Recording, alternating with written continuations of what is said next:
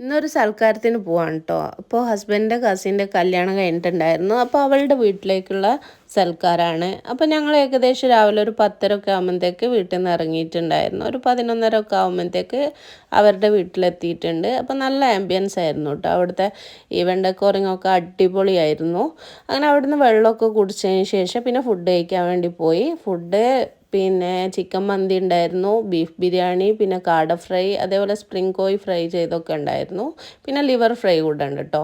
അങ്ങനെ അതൊക്കെ കൂട്ടി ചോറൊക്കെ ഇട്ട് കഴിച്ചു. അങ്ങനെ അതിന് ശേഷം പുഡിങ് കഴിക്കുകയാണ്. അപ്പോൾ ഇളനീരിൻ്റെ പുഡിങ്ങും പിസ്ത പുഡിങ്ങും ആണ് കേട്ടോ ഞാൻ എടുത്തിട്ടുള്ളത്. നല്ല ടേസ്റ്റ് ഉണ്ടായിരുന്നു.